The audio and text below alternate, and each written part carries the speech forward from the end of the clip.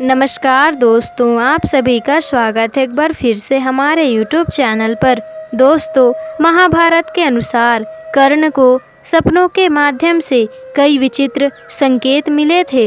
कर्ण को पता था कि उन सपनों के विषय में भगवान कृष्ण के अलावा कोई दूसरा अच्छे से नहीं जान पाएगा, इसलिए वह अपने सपनों के संकेतों को जानने के लिए भगवान श्री कृष्ण के पास चले गए। जिसके बाद श्री कृष्ण ने सपने में देखे गए शुभ और अशुभ संकेतों के बारे में कर्ण को बताया था। जब भी किसी व्यक्ति के जीवन में बुरा समय आने वाला होता है तो उसे सपनों के माध्यम से कई दुर्लभ प्रकार के संकेत प्राप्त होते हैं।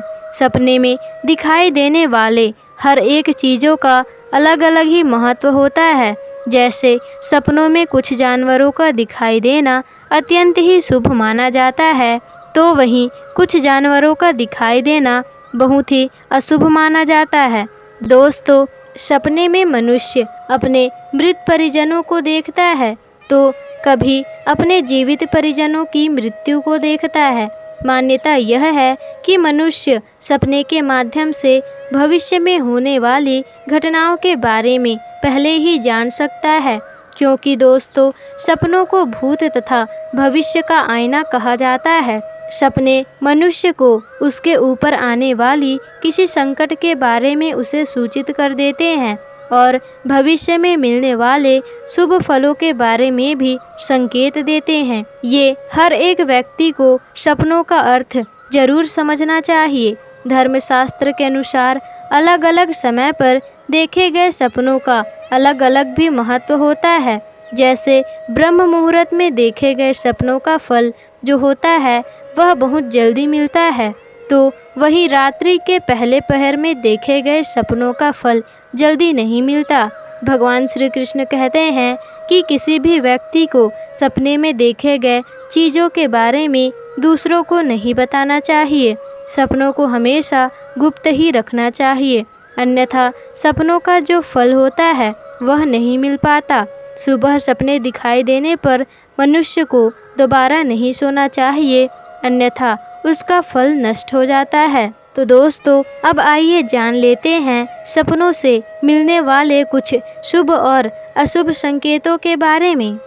तो दोस्तों, सबसे पहला संकेत है जो व्यक्ति सपने में 16 श्रृंगार किए हुए महिला को देखता है या फिर किसी को लाल वस्त्र धारण किए हुए देखता है, तो यह इस बात की ओर इशारा करता है कि उस व्यक्ति के घर में साक्षात माता लक्ष्मी का आगमन हो चुका है और अब उसे अपार धन संपत्ति की प्राप्ति होगी। दूसरा संकेत है, अगर आपको सपने में भूरे रंग का सांप दिखाई देता है तो इसका मतलब होता है कि आप पर माता लक्ष्मी प्रसन्न है और आपको अचानक बहुत ज़्यादा धन लाभ होने वाला है।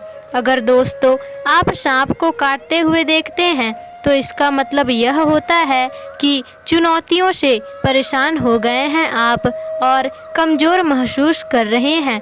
अगर आप सपने में मरे हुए सांप को देखते हैं तो समझ लीजिए आपके जीवन से सारी परेशानियां दूर होने वाली है।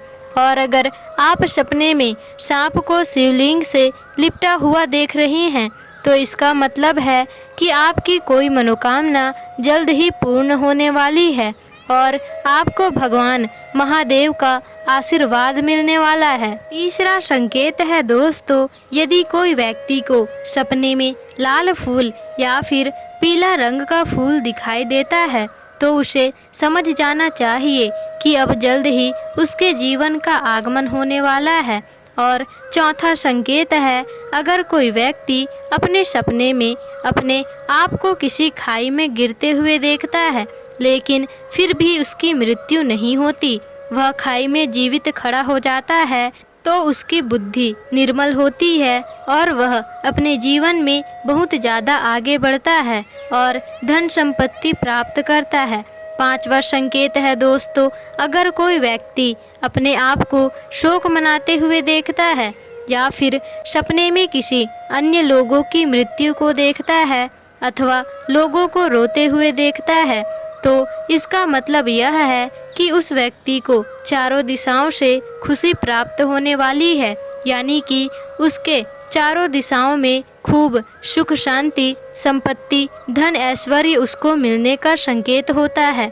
शास्त्रों में इस संकेत को सबसे ज्यादा शुभ माना जाता है। अब 7वां संकेत है दोस्तों, जो व्यक्ति सपने में इंद्रधनुष को देखता है या फिर सूर्यदेव को देखता है तो उसके धन में वृद्धि होती है और वह तेज गति से सफलता को प्राप्त करता है। 8वां संकेत है दोस्तों, स्वप्न शास्त्र के मुताबिक अगर कोई व्यक्ति अपने आप को किसी पहाड़ में चढ़ते हुए देखता है तो इसका मतलब यह है कि वह जल्द ही उन्नति करने वाला है। इस तरह से सपने में हमेशा सफलता के शिखर पर जाने की ओर इशारा करता है।